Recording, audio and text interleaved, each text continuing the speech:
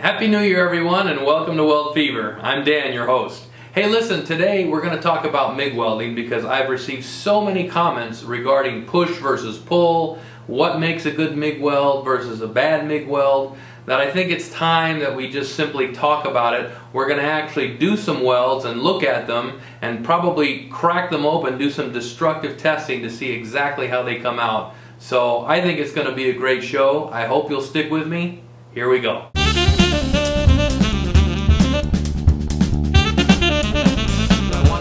We now are offering the Weld Fever work shirts. Okay, it's just kind of very similar to the one I'm wearing. It's an actual work shirt made by Red Cap, and if you can see in here, it's got the nice embroidery just like the one I wear on the show right here. So these are available now on our website. Go to www.weldfever.com and click on the store link where you can get one of these today. Okay, to get this show started here, what I've basically done is I've got a bunch of these coupons that are in about 16 gauge, and you can see I went ahead and I I cleaned off the mill scale in the center on some of them and on the edge on the other. And what I intend to do is actually do T-joints here. So I'm going to go ahead and weld this loosely according to the AWS code for light gauge steel, and in which the examination for that requires you to make a 1-inch fillet weld, and we're only going to do it in the flat position. They require you to do it in 3 positions, but we're going to do a 1-inch fillet weld right across the middle, and then we're going to go ahead and do a bend on this. We're going to try to destroy the piece and see exactly how the weld holds up. So the big thing here though is that we have a lot of people that are under the impression that pushing is the only correct way to MIG weld and that pulling is incorrect. Well, I know that in other countries that is the case, but here in the States it is not. And in fact, pulling or dragging or backhand welding, whatever term you prefer, actually creates more penetration than does pushing. I know that's a hard pill for some of you out there to swallow. Believe me, I know, because I've received a lot of kind of heated comments about that, but I can assure you it's a fact, and the only way that we're going to dispel this is by actually proving it here today. And if that's not enough for you, well, then the only thing I can suggest is you try it yourself, because I guarantee you it'll work. Alright, so anyway, let's go ahead and get started. I'm using the Miller-Matic 211 auto set with MVP. This is the now slightly older model because they've just come out with a new one at the end of 2015 that is inverter based, I guess, and this one is still an old transformer machine. But in either case, this one has served me very well, and as you can tell, it is a 211 amp machine, hence the name Miller-Matic 211. Now, there are other machines out there that are, small like this, compact, that are lower amperage. There's, machines that are 100s, 140s, 175s, or 180s, something like that. And those numbers basically indicate the amount of amps that these things can output.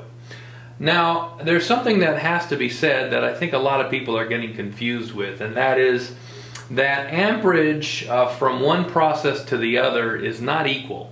So, for example, if you are using a 7018 rod, you can probably get that a 1/8 inch 7018 rod probably successfully anywhere between about 115 to 145 amps and really have great penetration and be able to really weld something great on a very thick piece of metal. Even if it's not a single pass, you could do multiple passes and still have good fusion and good penetration. On a MIG welder, that's not the case. If you try to do structural welding with 140 amps on a MIG welder, you're definitely not going to have the same result. It's not one for one here. So you have to be careful with this. I know a lot of people have gotten really upset with me on a video that I made regarding a rack, a material rack that I made, because I cautioned against using MIG for some things that are structural. And I had a lot of people upset telling me that, nah, you don't know what you're talking about. MIG is fine for structural. MIG can handle it. The tensile strength on MIG is, the wire is 70,000 pounds per square inch, and it's the same as a 7018. Well, all that is true. I'm not arguing with that. But what is not true is the amount of heat that is produced by a MIG machine, particularly a small one like this or smaller, is definitely not the same. It's not on par with, say, a 7018 stick electrode. So you have to be careful. And I will tell you right now, MIG in the AWS structural code, short circuit MIG is generally not approved for anything because of that. So that should be an indicator as to the lack of heat and lack of penetration and fusion that is available on this. Now, if you happen to have a much bigger MIG machine, a more industrial size, 250, 350, 400 plus amps MIG machine, now we're talking. Now we're into a realm where definitely structural things are probably more likely. But that's not the case with these little guys right here, okay? And it's not the case with the majority of machines that you all out there as viewers, most of you are probably hobbyists. It's not the type of machine you're going to have. You're going to have a machine like this one or something a little bit, lesser in terms of amperage.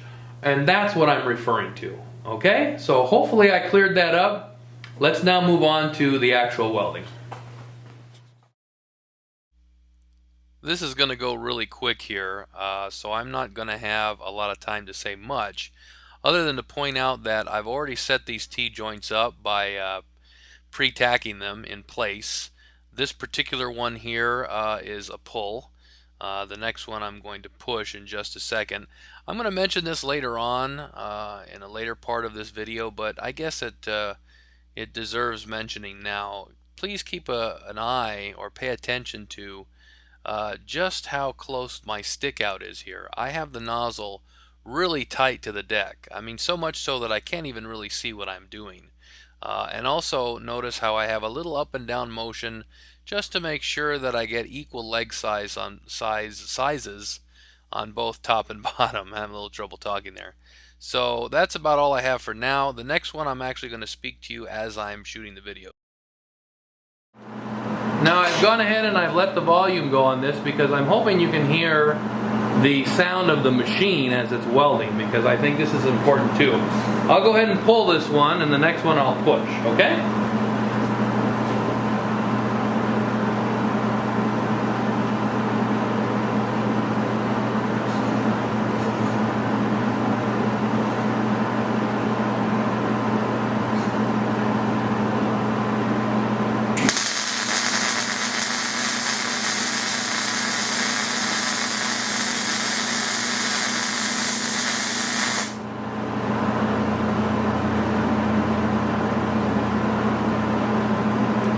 Okay, so that was pulling, and now I'll go ahead and looks like pretty good here. Maybe a little bit too much heat on the bottom, but it looks pretty good. Now I'll go ahead and do one where we're pushing. All right. Remember, every time you restart, you should trim off, get a fresh piece of wire. That's just good standard practice when you weld. Okay, here we go. Now we'll do a little of this pushing.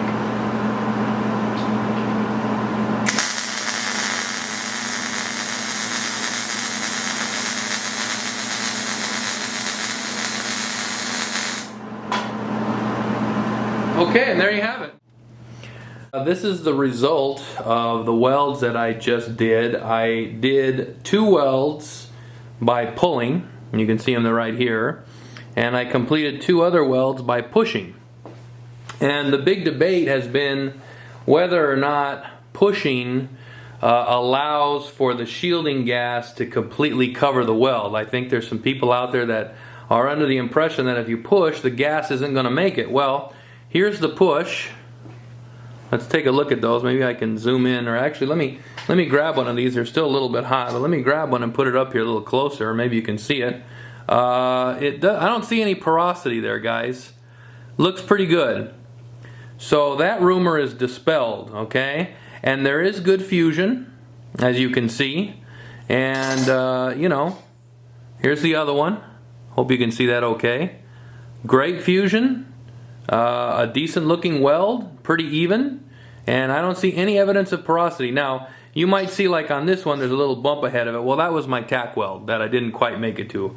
My tack welds were spread out a little too far. I wanted to try to keep this down to about 1 inch long, so that's what that is. But that is dispelled, all right? So that's not an issue. There is no issue. Now if you look at the pulls, here's one that I pulled. Take a look at that one. It really doesn't look that much different, does it? I mean, appearance-wise, no. Now, I have said this before, and I will say it again. And it's not just me saying it. I'm not just pulling this out of thin air. This is something that a fact that you can readily find in welding textbooks. You can find it on the major U.S. welding machine manufacturers' websites. And that is that when you pull the weld, when you're MIG welding, you will have slightly more penetration than you will when you pull it. And that's because there's a slight bit more amount of heat when you pull versus push. Now I know I get yelled at by viewers all the time on this issue. No, that's not true. Well, listen, again, I'm not inventing this. I'm not creating this. This is fact that's out there printed and published. And if anybody would like to debate that, then I welcome it, but just please have the information to back it up, because just anybody can say anything. We all know that, right? But unless you have the information to back it up, it's worthless. So anyhow, I don't really want to go down that road. So let's just continue on with this. The next thing we're going to do is we're going to look at these a little bit. Now, if you look at the bottoms, this one here, if you can see, kind of went through a little bit. So we might have been just a tad bit hot. The back is great, but I think I spent a little too much time on the bottom. You don't really want to see burn through on these, okay? That one's okay. Just a little bit of kind of discoloration. Same thing there. It looks like on both of these, what happened was the mill scale just started to scale off. That's okay. We definitely don't want burn throughs. How about on the ones that we push? That one's perfect, and that's okay too. Just a little bit of disturbance of the mill scale. And let's take a look at this one. Again, disturbance of the mill scale, same thing. All right, so we got lucky. We were able to balance out our speed, or I should say I was able to get the right speed in order to get a good weld that fused well, or at least it looks like it fused well, and yet didn't burn through the plate. Remember, this is 16 gauge plate, which is basically about a 1/16 of an inch thick, give or take. It's funny how 16 gauge works out that way. It's the only one that does, but 16 gauge is roughly about a 1/16 of an inch. And anyhow, so the one thing I want to stress, okay, more than anything, more than push versus pull, more than settings, well, I shouldn't say more than settings, but more than push versus pull, you want to make sure that your machine is set hot enough, okay? Otherwise, you won't have any chance at it. That's a fact. Now, my machine is one of those, like many out there, that doesn't have the actual inches per minute or the actual voltage used. It has, for voltage, it has a series of numbers from 1 to 10, and for wire speed, it has a series of numbers from 10 to 100. And I have roughly calculated what those come out to be. So the way I set my machine for wire speed of 50 and voltage at 3.5, and I have roughly calculated that to be voltage of about 18 and wire speed to be about 260 inches per minute. So that's about where I was. Now that's a very rough estimation. I had to do this manually one time. I spent a whole day trying to figure it out. And to tell you the truth, I don't even think it was worth it, because the reason I left the volume on the last welds is because the real way to know if you're getting a good weld is by listening to it. If you hear a steady, consistent, sizzling sound, people describe it as the bacon frying sound, then you know your settings are spot on. And if you're getting good fusion, like we got on these welds, if you're seeing good fusion, you're not seeing what they call cold lap, or you're not seeing what looks like a worm just sitting on top of the plate rather than actually blending and fusing in with it, then you'll know you have everything set right, regardless of what the voltage or the wire feed speed says. The other thing I want to just say briefly about this is you need to make sure, the key to all of this is you can have your settings right, you can have everything set up perfectly, but if you don't have your nozzle, your contact tip, in there really tight, then I'm sorry, you won't be able to lay down a decent weld. The contact tip to work distance is crucial. You should be no more, your contact tip should be no further than 1/4 of an inch to 3/8 of an inch away from the plate as you're welding. If you don't have that distance, if you're any higher off the deck than 3/8 of an inch, I guarantee you the weld will go in cold, because the further away you are, the lower the amperage you actually put into it, the lower the heat, okay, the lower the heat that goes into the weld, and then it makes it impossible to get good fusion. So really pay attention to that. Okay, enough of that. Let's go ahead and destroy these, huh? What do you say? Okay, so here we go on our path to destruction. Now this is kind of mimicking what the American Welding Society test for light gauge steel does. It actually makes you do a weld like this one that's around an inch long, actually, in the middle of the plate, and then it has you break the plate apart to see what kind of fusion you got. So let's go ahead and do this. I'm going to actually put this in the vise like sideways here, because I think that's a little bit easier to get a good grip, and I'm going to just take a pair of channel locks here, and if this doesn't work, I'll get something else, and just basically, as you can see, I'm just prying this back and forth until it breaks. And the more I have to pry it, the more I gotta work. Obviously, the better the weld is. So far so good. Remember, this is just, I'm gonna actually reposition here, this is only 16 gauge.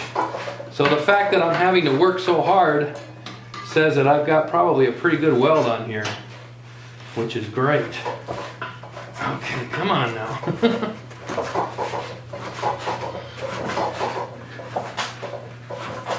Geez, I'm really going to have to break a sweat for this one, I think, huh?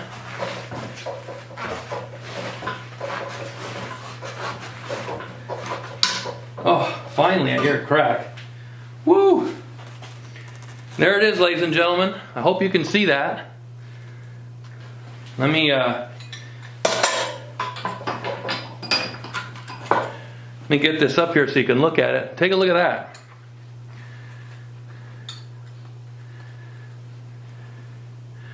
That's what we want to see. The weld was so well fused that it refused to budge.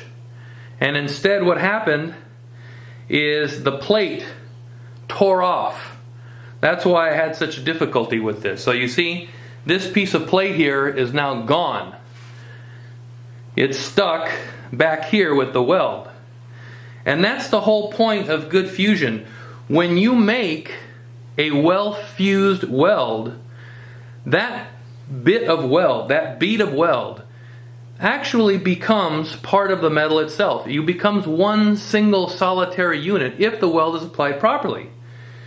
And so that's what happened. And usually the tensile strength on the weld is greater than that of the metal, and so the metal will fail before the weld does, and that's exactly what happened here. So fantastic result. I'm very happy. Let's move on. Oh, and by the way, this is the pulled one, okay? First pulled one. Very good. Here we go. Let's move on to the next one then.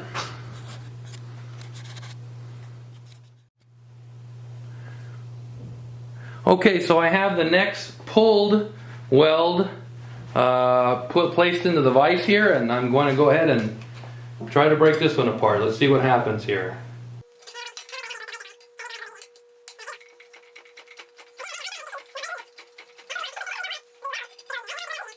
Ah, there we go.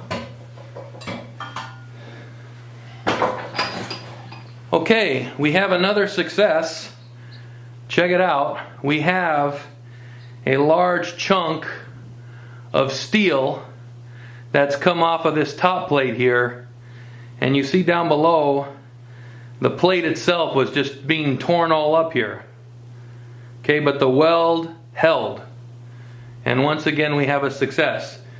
Both of these are from pulling, okay? And as you recall, I told you pulling has slightly better penetration than pushing. So now, the great mystery is, how are the ones that we push going to do? Well, I'm just going to reach over here and grab it. I'm going to reach over here and grab it and put it into the vise.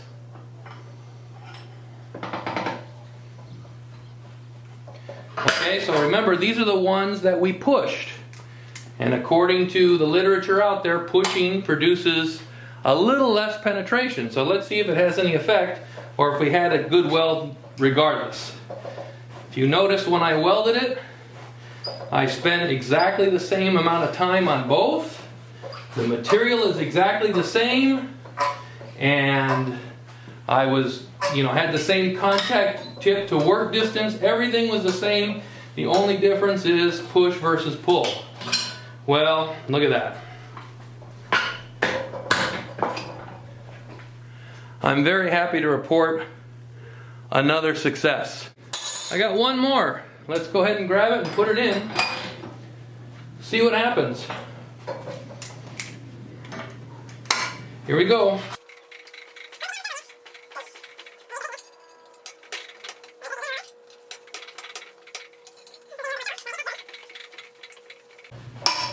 Now I hear it. Yep.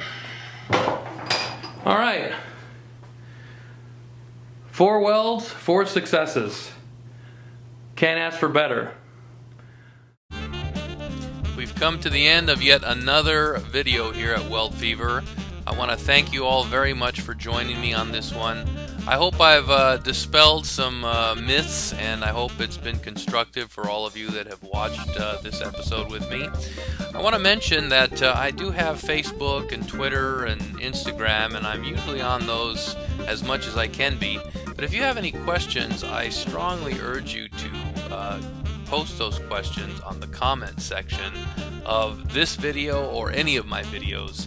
I'm really good, I should say I really try hard to answer just about every single question. So if you have a question, that's your best bet for getting a hold of me.